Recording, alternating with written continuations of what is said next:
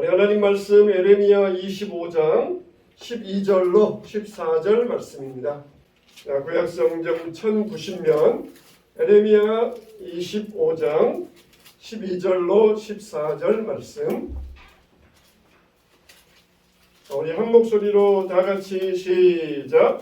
여호와의 말씀이니라. 70년이 끝나면 내가 바벨론의 왕과 그의 나라와 갈대아인의 땅을 그 죄악으로 말미암아 벌하여 영원히 폐허가 되게 하되, 내가 그 땅을 향하여 선언한 바 곧 예레미야가 모든 민족을 향하여 예언하고 이 책에 기록한 나의 모든 말을 그 땅에 임하게 하리라. 그리하여 여러 민족과 큰 왕들이 그들로 자기들을 섬기게 할 것이나 나는 그들의 행위와 그들의 손이 행하는 대로 갚으리라. 아멘.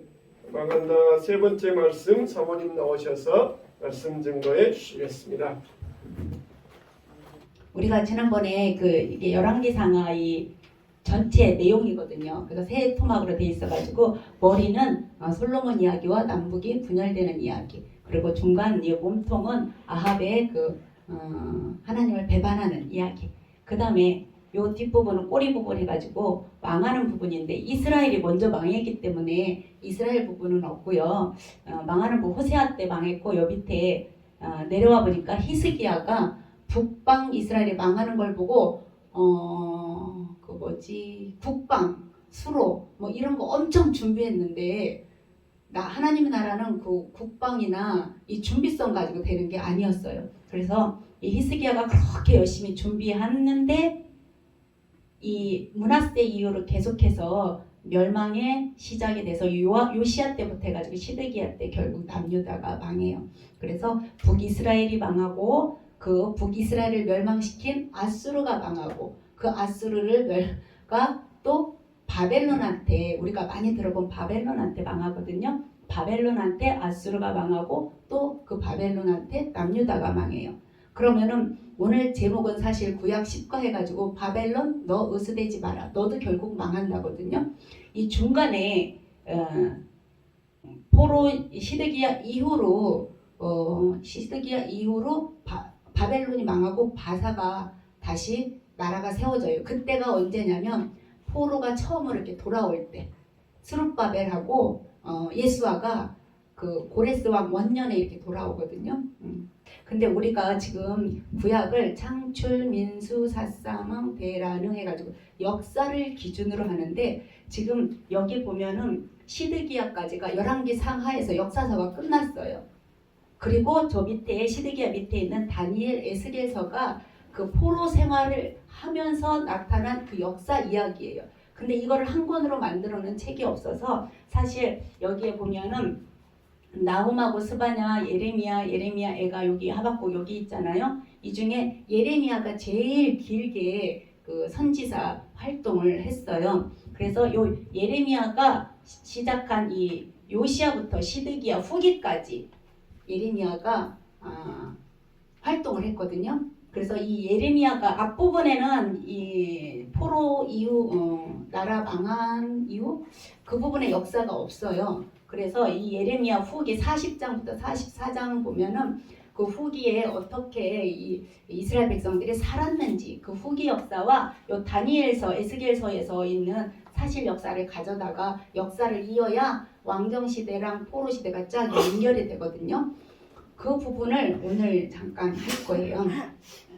그래서 열왕기 상하는 사실 하나님 나라가 왜 망했냐고 팩트, 사실만 적었어요. 왜 하나님 나라가 왜 망했는지, 하나님을 섬기지 않고 하나님을 배반해서 망했다 이렇게 했는데, 이 예레미야서는 52장 엄청나게 긴데 예레미야서는 그 사실 중심이 아니고 하나님 나라가 망할 때 하나님의 마음이 어떤가 이거를 중심으로 예레미야가 그 많은 이야기를 썼어요. 그래서 오늘은 이게 예레미야 후기랑 또 다니엘, 에스겔인데 다니엘서도 예언서라 좀 어렵고 에스겔서도 예언서라 어려워서 에스겔서는 다음 주에 하고 오늘은 그냥 예레미야 간단하게 보고 우리가 잘 아는 다니엘서를 잠깐 보도록 하겠습니다. 우리가 그동안 알고 있던 그 내용들이에요.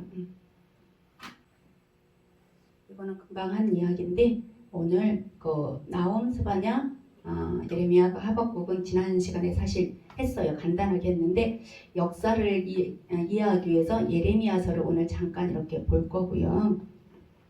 그 다음에 다니엘서, 에스겔서가 포로 시대에 있었던 실제 역사거든요. 근데 이거 너무 길어서 오늘은 다니엘서만 잠깐만 보도록 하겠습니다. 우리가 왕정시대 하면 이렇게 왕들의 이름이 쭉 나올 거거든요. 솔로몬, 사울부터 시작해가지고 다윗, 솔로몬, 그 다음에 뭐 르호보암, 여로보암 해가지고 쭉 나오는데 왕정시대 하면은 시드기야까지 해가지고 11개 하에서 싹 끝나는데 그 다음에 왕정시대가 딱 끝나고 포로시대가 시작됐구나 이렇게 생각하시면 안 돼요. 성경은 이렇게 시작하면 안 되고 어떻게 생각해야 되냐면 왕정시대랑 그 요시야부터가 이제 멸망이 급박한 그 멸망으로 들어가는 그 입구잖아요. 요시야, 여호아스, 그다음에 여호야김 시대에 드디어 포로가 잡혀가요. 605년에 BC 605년에 누가 제일 먼저 잡혀가냐면 다니엘이 맨 먼저 잡혀가가지고 이때부터 포로 시대가 시작됐다고 보시면 돼요. 그래서 무대 A는 예루살렘이거든요. 예루살렘에는 요시야 때부터 예레미야가 계속 너희가 바벨론한테 손들어라. 바벨론한테 순복하면 70년 만에 반드시 돌아온다. 계속 예레미야가 지금 얘기하고 있어요. 근데 무대 B에는 그 바벨론이에요. 그 다니엘이 끌려갔고 또 어쨌든 여호야긴 시대에 여호야긴도 끌려가면서 에스겔도 끌려갔어요. 여호야긴 엄마도 끌려가고 다 끌려갔거든요. 그다음 시드기야 시대에 결국 시드기야도 끌려가서 거기서 감옥에서 죽고 이렇게 해가지고 성경을 읽을 때 그 시드기야 끝나고 포로가 시작됐다 이렇게 생각하면 안 된다고 지금 되게 강조를 하는 부분이에요. 왜 그러냐면 이게 동시에 일어났기 때문에 우리 머릿속에서 같이 봐야 된다는 거예요.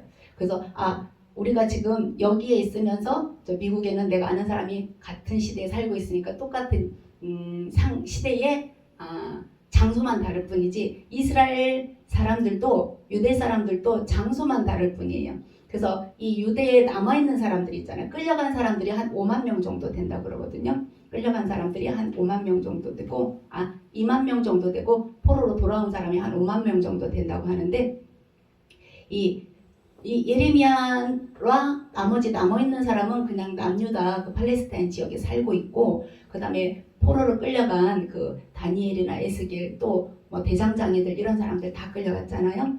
이런 사람들은 무대 B에서 살고 있다. 그러니까 왕정시대랑 포로시대랑 겹치는 부분이 있다. 이렇게 생각하시면 되는데 주로 여호야김 왕 때부터 이렇게 겹쳐서 포로시대가 시작된 것을 볼 수가 있어요.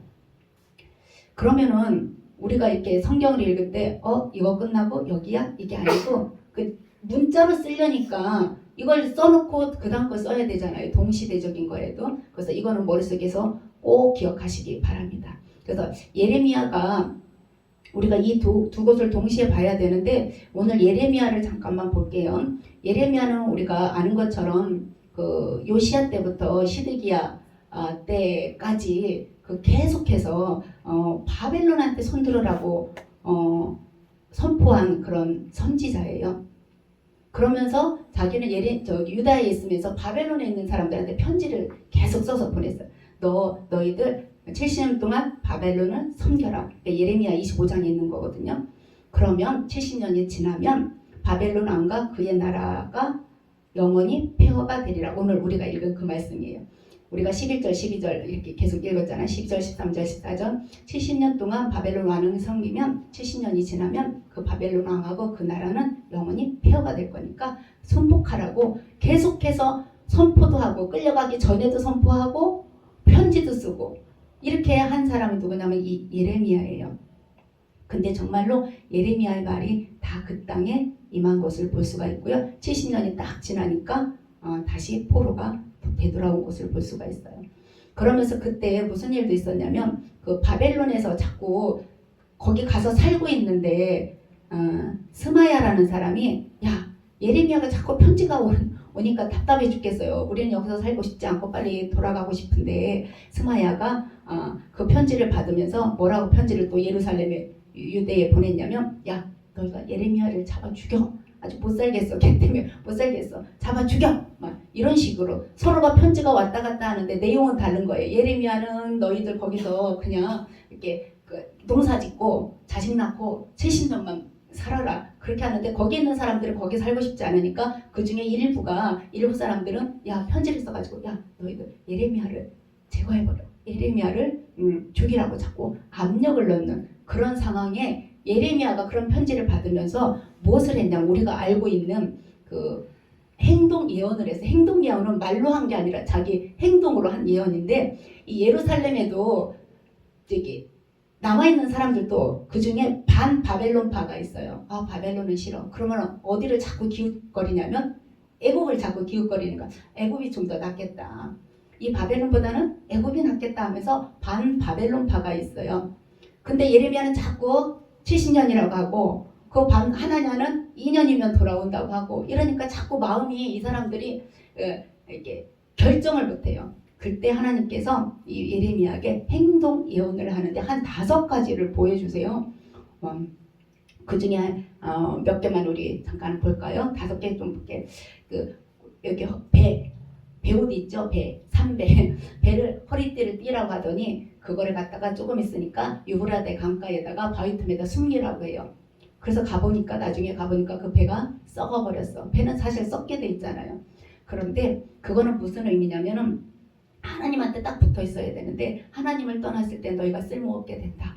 이런 예언을 하고 또 토기 알잖아요. 그릇. 이 토기장이한테 가서 그릇을 사가지고 흰놈의 아들의 골짜기 그 예루살렘 성전 그 주변의 골짜기거든요. 거기에 가가지고 막 말씀을 선포한 다음에 이 토기를 깨뜨리라고 해요. 그러니까 예레미야는 또 가가지고 토기를 사가지고 그 흰놈의 골짜기에 가가지고 말씀을 선포한 다음에 말씀은 늘 똑같을 거 아니에요. 예레미야 바벨론한테 순복하라 뭐 이런 내용일 거예요. 그런데 그러고 나서는 흰놈의 골짜기에서 그 항아리를 깨뜨려 버렸어요. 이거는 하나님께서 옮기는 다시 붙일래요? 원상복귀가 안 돼요. 하나님께서 너희를 철저하게 심판한다. 이런 내용이에요. 1번도 너희가 쓸모없게 된다. 나를 떠나면 쓸모없게 된다. 2번째 행동 예언도 완전히 심판할 거다. 철저하게 심판할 거다. 3번째 행동 예언은 뭐였냐면 나무 멍에를 목에다 이렇게 끌고 이게 놓고 다니는데 하나냐가 아까 2년 만에 돌아오고 한다는 그 하나냐가 그 나무 멍에를 팍 뺏어서 푹 꺾어버렸어요. 그러니까 목에다 걸칠 멍에가 없으니까 하나님 뭐라고 하냐면 쇠멍에를 만들어. 쇠는 꺾을래야 꺾을 수가 없어요. 그래 이게 무슨 뜻이냐면 이거는 너희가 바벨론에 순복하는 건 하나님의 뜻이야. 꺾을래야 꺾을 수가 없어. 이 뜻을 말하는 거예요. 이렇게 예레미야 유다에 예루살렘에 살고 있는 예레미야한테 이렇게 하나님이 자꾸 강력하게 예언을 말씀하세요. 그러면서 또 어떤 예언도 있냐면 이 예레미야가 궁중 시대 때 갇혔어요. 그 구덩이에 갇혔는데 사촌이 와가지고 예레미야의 고향이 아나돗이라는 곳이거든요. 아나돗에 땅을 사라는 거예요. 그러니까 하나님이 그 땅을 사라고 하니까 하나님이 땅 사라고 했거든요. 감옥에 있는 사람이 그 땅 사서 뭐 하겠어요? 이거는 땅을 샀어요. 그리고 뭐 매매 증서도 주고받고 매매 증서에 봉인도 하고 이렇게 했는데 이것은 무슨 뜻이냐면 반드시 너희를 회복한다는 하나님의 약속을 예레미야를 통해서 하시는 거예요. 그 다음에 우리가 잘 안 들어봤는데 성경에는 나와 있어요. 무슨 이야기가 있냐면 유다에 남아있던 사람들이 바벨론은 정말 싫은 거예요. 막 바벨론이 싫으니까 자꾸 애굽 쪽으로 가다가 예레미야를 데리고 안 간다는 예레미야를 끌고 저기 애굽으로 도망갔어요. 애굽의 수도가 그때 당시 저 이집트 해가지고 테베라는 곳이었는데 그 다바네스라는 그 성경에 나오거든요. 다바네스 궁전에 그 문 앞에다가 거기 땅을 파고 돌을 묻으라는 거예요. 그래가지고 이게 또 무슨 소리야. 예레미야는 뭐 이집트에 가서도 막 예언을 선포하잖아요. 하나님 말씀을 선포하는데 거기 성전 궁전 앞에 그 대문문에 흙을 파고 거기다 돌을 묻으라고 하니까 정말 돌을 묻었어요. 이게 무슨 뜻이냐면 너희가 아무리 애굽으로 도망가도 이 애굽도 결국은 바벨론한테 먹힐 거야. 그래서 느부갓네살 그 37년에 정말 느부갓네살이 그 이집트까지 그 다바네스까지 쳐들어가 가지고 거기를 정복을 했어요. 그러니까 유다 사람들이 아무리 도망가고 싶어서 그 어디까지요? 애국까지 갔어도 그 애국 네가 의지하는 그 애국도 결국은 바벨론의 손에 먹힐 거다. 그 바벨론도 누구 손에 있냐면 하나님 손에 있다는 것을 강조를 하는 거예요. 사실 이거는 그 역사적으로 잘 몰랐었는데 나중에 그 점토판이 발견돼가지고 정말 바벨론이 거기 그 다바네스까지 가가지고 그 땅을 정복했다는 게 역사적인 사실로. 그럼 하나님의 말씀은 우리는 하나님의 말씀을 나중에 예언된 말씀 우리가 지금 이루어진 것을 보고 있는 거잖아. 예수님의 재림만 지금 안 이루어졌을 뿐이지 어지간한 건 이루어진 걸 볼 수 있는데 이것도 다 역사적으로 다 사람들이 발굴을 하니까 점토판에 그 내용이 다 적혀 있다는 거예요. 그래서 애국을 너희가 의지했는데 하나님의 주권은 국경도 초월하고 세상의 권력도 하나님 손에 달려있다는 것을 이 예레미야를 통해서 예레미야의 행동을 통해서 이렇게 예루살렘에서 이제 이 유다 사람들한테 힘을 주는 거예요. 그 다음에 바벨론 지역에는 지금 누가 가 있냐면 다니엘하고 에스겔이 있잖아요. 이 사람들한테는 역사도 적긴 적었어요. 다니엘서도 앞에 부분은 역사고 뒤에는 환상이잖아요. 에스겔에서도 환상이고. 근데 에스겔에 하나님이 에스겔에도 유다의 미래에 대해서 이제 환상을 보여주는 것을 볼 수가 있어요. 그러면서 뭐라겠냐면 에스겔은 하나님께로부터 예루살렘은 완전히 망한다. 그러니 헛된 희망을 버리고 하나님의 백성으로 다시 거듭나라라는 그런 메시지의 환상을 이 에스겔한테 보여주는 거예요. 유다에서는 예레미야가, 저쪽 바벨론 쪽에서는 다니엘하고 에스겔이 이렇게 계속 얘기하는 거예요. 예루살렘에서 예레미야가 항복하고 살 길을 찾아 이렇게 얘기하면 바벨론에서 에스겔은 뭐라고 했냐면 그 에스겔서에 보면은 하나님께서 성전을 떠나는 장면이 있고 되돌아오는 장면이 있어요. 그거는 다음 주에 성경을 찾아가면서 볼 건데 하나님이 이미 성전을 떠났다. 그러니까 죄를 회개하고 마음의 성전을 다시 세우라고 거기 바벨론에서는 계속 에스겔, 다니엘이 얘기하고 이쪽 유다에서는 예레미야가 이렇게 얘기하는 것을 볼 수가 있어요. 장소는 다르지만 시대는 동시대에 이런 일이 일어나고 있다는 것을 볼 수가 있어요. 그래서 예루살렘의 멸망이 사람의 계획이 아니고 하나님의 거룩한 심판이다라는 것을 이 예레미야랑 에스겔이 지금 강조하고 있는 것을 볼 수가 있습니다. 그리고 결국은 BC 586년에 예루살렘이 망했잖아요. 남유다가 망한 것을 볼 수가 있습니다. 그 뒤에 열왕기상하는 시드기야가 끌려가는 것까지 눈이 빠지고 끌려가는 것까지 했는데 예레미야나 그 뒤에 보면 시드기야가 감옥에서 살았다. 죽는 날까지 감옥에 있었다. 이런 내용이 있거든요. 그래서 예레미야의 후기를 잠깐만 뒤에 부분을 잠깐만 볼게요.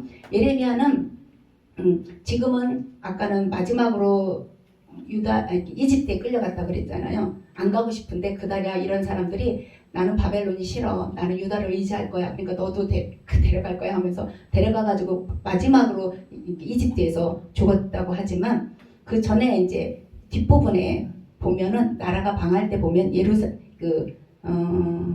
예레미야는 바벨론으로 끌려가다가 석방이 됐어요. 그게 40장에서 44장 이 내용이거든요. 이게 다른 데는 없고 그냥 예레미야에 있는 그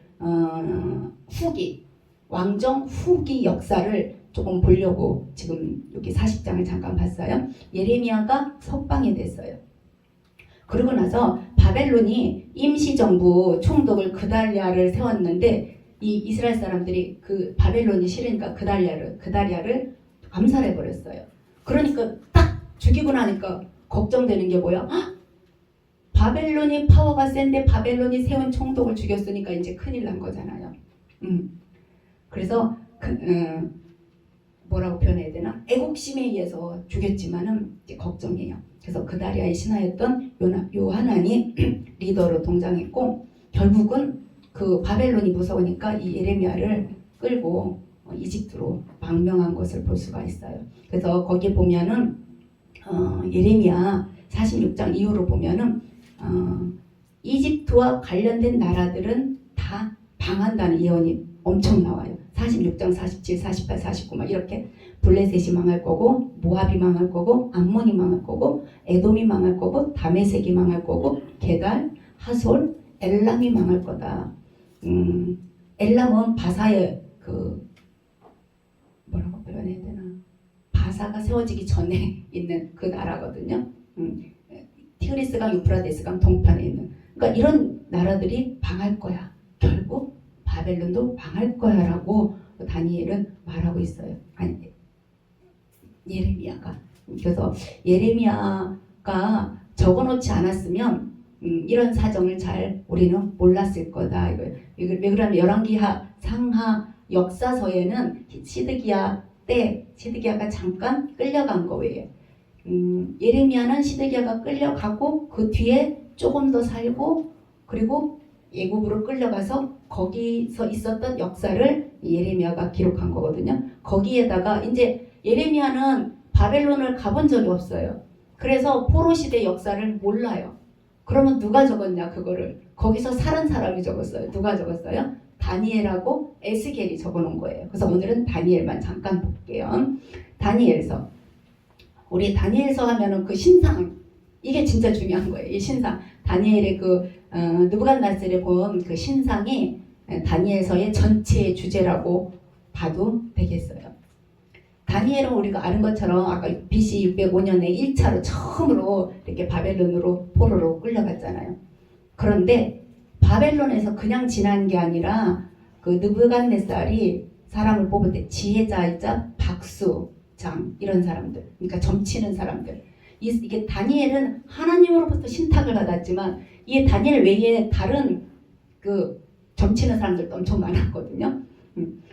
그러면서 이 바벨론의 왕이 이제 다니엘도 그런 종류로서 뭐 박수장, 뭐 지혜자 이렇게 뽑아놨지만 다니엘은 그 점으로서 하는 게 아니라 하나님으로부터 신탁을 받아서 꿈도 해석해주고 예언한 것을 볼 수가 있어요. 그래서 다니엘은 포로로 끌려갔지만 그 바벨론에서 고위직에 등용된 사람이에요. 근데 몇 년 했겠어요. 요즘 선거가 우리 제가 뭐 보니까 시장도 12년 하면 못한다고 그러는데 3번 하면 못한다고 그러더라고요. 근데 이 바벨론에 끌려간 이 다니엘은 나라가 바뀌어도 바벨론 다음이 바벨론을 멸망시킨 게 바사 제국이거든요. 바사 제국까지 최소한 60에서 70, 17 정도에 끌려갔다고 그래요. 근데 이 그 포로 기간을 다 있었잖아요. 거기 70년을 다 바벨론에 있었잖아요. 그러니까 바벨론에 70년 동안 있으면서 고위직에 있으면서 사실 충분히 돌아올 수도 있잖아요. 고레스가 선포할 때 다니엘이 살아 있었어요. 그럼 얼마나 집에 가고 싶겠어요. 고국에. 못 왔잖아요. 왜 못 왔을 것 같아요? 왜 못 왔을까요? 다니엘이 17살에 정도에 끌려갔어요. 그리고 70년을 거기서 살았잖아요. 그럼 77세라는 소리야. 그리고 바사 제국이 초기에도 좀 살아 있었으니까 나이가 많다는 소리잖아요. 근데 고레스가 야 너희들 유대에 가가지고 성전도 짓고 네 하나님을 섬겨 조공만 잘 바쳐 이랬는데 다니엘은 안 오고 스룹바벨, 예수와 다른 사람들은 왔잖아요. 다니엘은 왜 못 왔을까요? 뭐든지 질문은 선생님은 답을 알고 학생들은 몰라서 이러죠. 왜 못 왔을까요? 아무도 모르죠. 써놓은 게 없어요 성경에. 이런 거죠. 이런 거.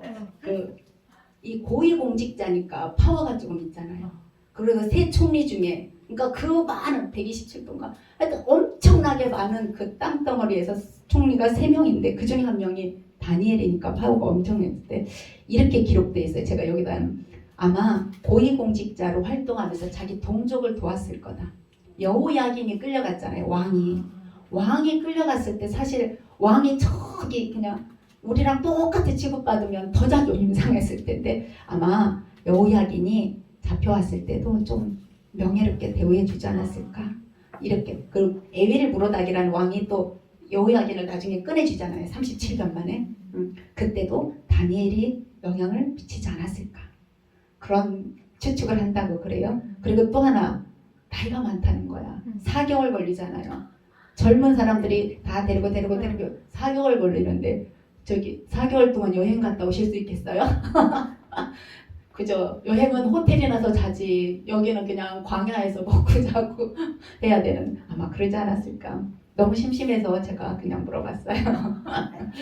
그러니까 80이 넘은 그런 고령에도 바사 그 세 총리 중에 한 사람은 인정받을 만한 그런 사람이었다는 거. 그 다음에 고레스 칙령 니네 돌아가라 유대인 해방할 때까지도 영향을 끼치지 않았을까. 이렇게.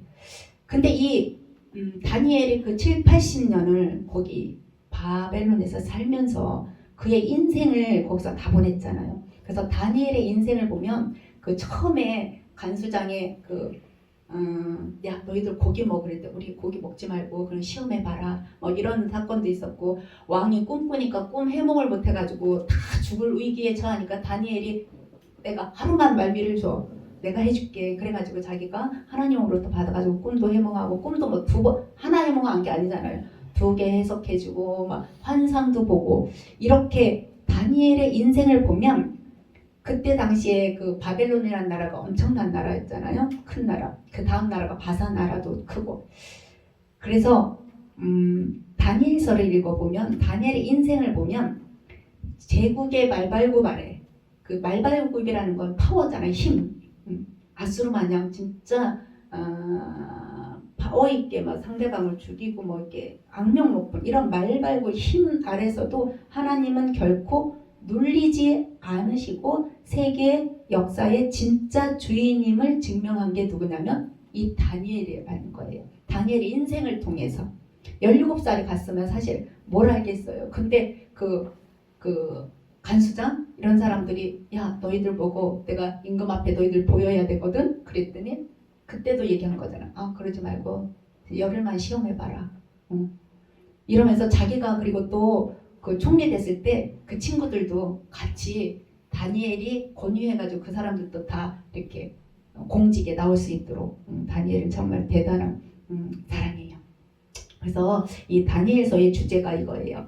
세계 역사의 진짜 주인은 하나님이다. 이게 다니엘서의 주제인 것을 볼 수가 있어요.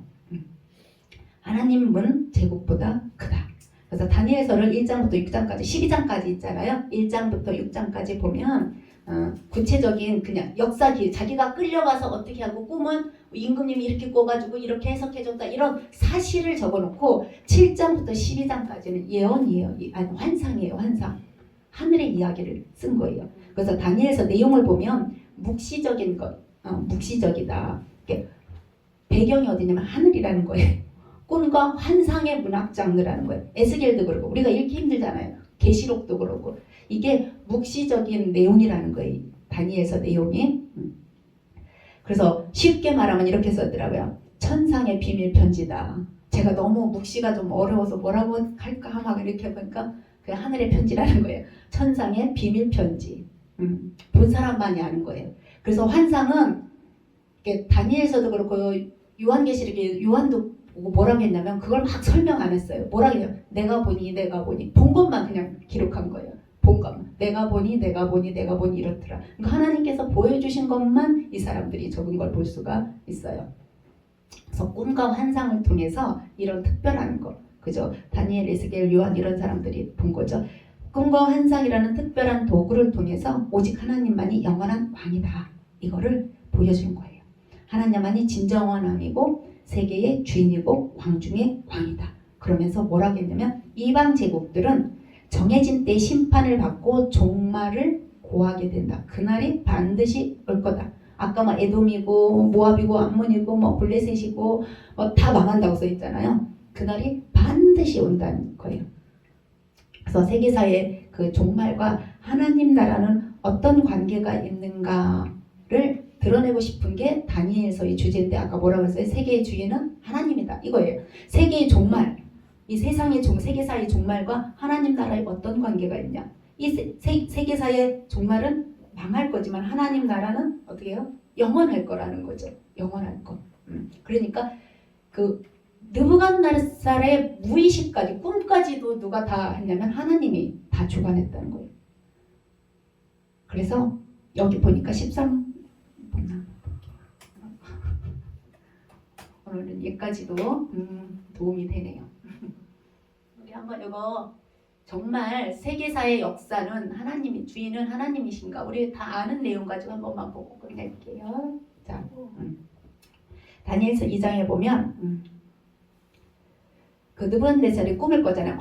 엄청나게 큰 신상을 보는 꿈.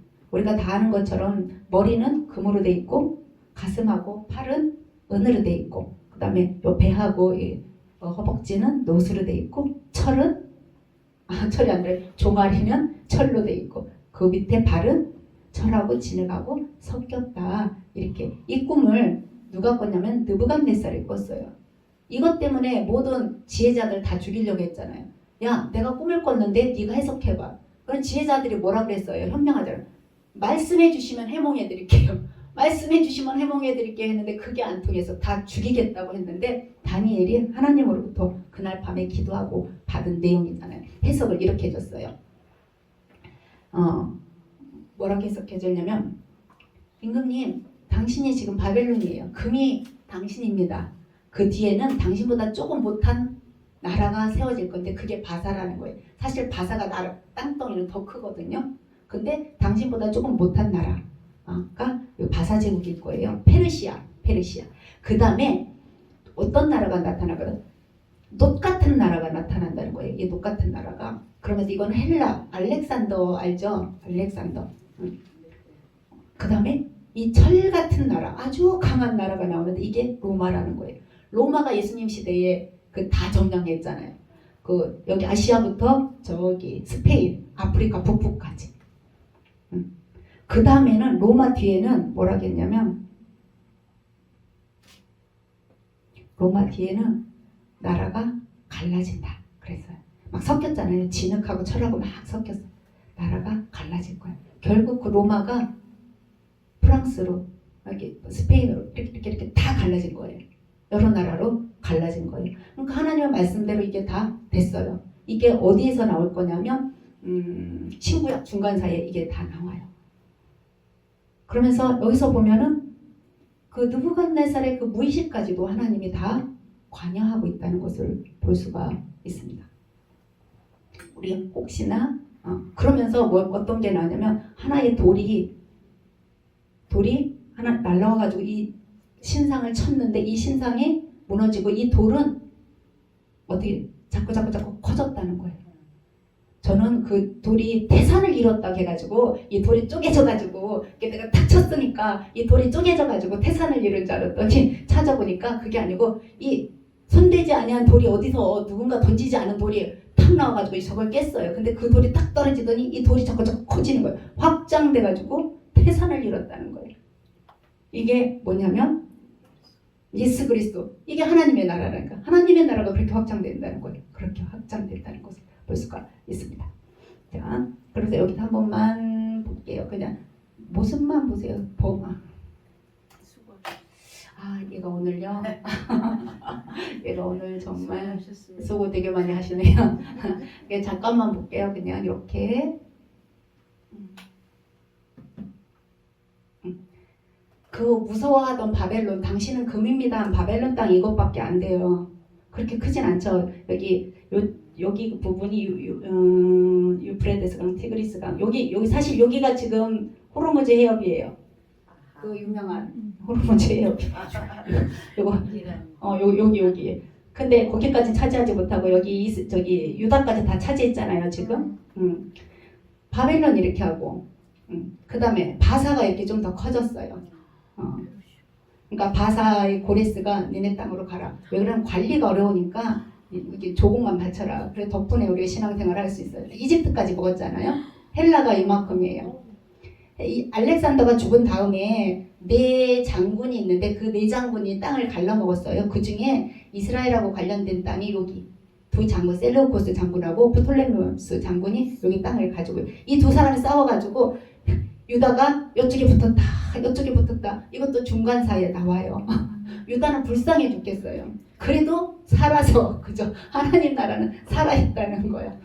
이 셀루코스가 파워가 세면 이쪽으로 정복당하고 여기 프톨레미오스가 파워가 세면 프톨레미오스에게 정복당하고 이런 일이 벌어졌어요. 그리고 결국 로마 좀 보세요. 예수님 당시에 로마 제국이 일이 엄청나게 큰 이 나라. 이 뒤에 여기가 로마잖아요. 정말 쇠같이 철같이 엄청나게 강한 나라. 여기가 발이 있는 여기에 다 이제 흩어져가지고 여기 로마가 되고 이탈리아가 되고 뭐 스페인이 되고 뭐 프랑스가 되고 다 이집트가 되고 됐겠죠. 그러니까 하나님의 말씀은 허틈이 없어요. 그래서 이것도 다 하나님의 주권 아래 흘러간다고 우리는 지금 결과를 보고 이렇게 하는데도 잘 안 믿어지는데 이 사람들은 그 현장에 있으면서 참 예레미야와 에스겔의 그 메시지를 정말 믿고 산다는 건 정말 대단한 사람들이죠. 그래서 우리가 이 다니엘서에서 중요한 게 이 단어 하나거든요. 그래서 이 단어만 보고 마칠까 해요. 이 단어가 뭐냐면요. 인자. 사람의 아들. 예수님이 당신을 뭐라고 했냐면 인자라고 표현한 거잖아요. 여기 인자가 나오거든요. 다니엘서에. 그리고 에스겔서에서도 인자가 나와요. 근데 에스겔서는 주로 에스겔을 향해서 인자야 이렇게 얘기했는데 여기 다니엘서는요. 이 인자가 어진 사람, 좋은 사람 이런 뜻이 아니고 말 그대로 사람의 아들이라는 거예요. 사람의 아들. 그런데 우리 다니엘서 7장 13절 14절 이거는 그냥 한번 찾아볼게요. 이게 인자의 뜻이에요. 다니엘서 7장 13절 14절. 자, 13절 14절 같이 읽어볼게요. 자, 시작. 내가 또 밤 환상 중에 보니 인자 같은 이가 하늘 구름을 타고 와서 옛적부터 항상 계신 이에게 나아가 그 앞으로 인도되매 그에게 권세와 영광과 나라를 주고 모든 백성과 나라들과 다른 언어를 말하는 모든 자들이 그를 섬기게 하였으니 그의 권세는 소멸되지 아니하는 영원한 권세요 그의 나라는 멸망하지 아니할 것이니라. 아멘. 이게 인자라는 뜻이거든요. 그러니까 사람은 사람이에요. 우리가 보기엔 우리 고통 가운데 함께 있기 때문에 사람인데 아무리 봐도 사람 같지가 않은 거예요. 신 같아요. 그래서 이걸 인자라고 표현한 건데, 그러니까 세상 권세를 끝내고 또 하늘로부터 받은 그 권세 있잖아요. 여기 14절 보니까 그의 권세는 소멸되지 아니하고 영원한 권세요. 그의 나라는 멸망하지 아니할 것이요. 이 권세를 받은 사람, 이게 바로 인자라는 표현이에요. 조금 독특하죠. 근데 예수님이 이렇게 했다는 거예요. 그러니까 하나님이라고 부르기에는 너무 사람들 속에 들어와 있어. 그 사람이라고 하기에는 그 권위와 영광이 이게 땅에서 난 게 아니야. 하늘에 다 있어. 하늘에서부터 그 권위와 영광을 받아가지고 다스리는 받은 그 사람을 누구라고 표현했냐면 인자라고 표현했어요. 지금 이 시대가 그 제국의 말발굽 아래에 있는 시대잖아요. 그래서 이 말발굽 아래에 있는 이 파워를 끝내고 하늘에서부터 그 권위와 영광을 받은 그 사람, 끝낼 사람, 그 받아서 통치할 사람, 이 사람이 인자라는 건데 예수님이 예수님이 신약에서 예수님을 지칭할 때 이 다니엘서의 이 인자 개념을 가졌다는 거예요. 그래서 인자는 하나님과 사람을 잇는 통로이자 세상 제국을 끝내고 영원한 하나님 나라를 다스릴 예수 그리스도를 인자라고 표현한다. 그래서 다니엘서의 인자가 나오기 때문에 이 인자라는 단어는 우리가 한 번쯤은 이렇게 훑어보고 갔으면 좋겠어요. 그래서 오늘은 이렇게 예레미야 그 후기에 예레미야가 겪었던 그 일, 그 다음에 다니엘서에 나온 그 내용, 그 신상의 그 해석을 보니까 무의식도 지배하고 또 세상 모든 것의 주권자는 하나님입니다. 세계사는 하나님의 예언대로 흘러간다. 이것을 우리가 이 다니엘서를 통해서 한번 그냥 짚어봤어요. 오늘은 여기까지만 하겠습니다.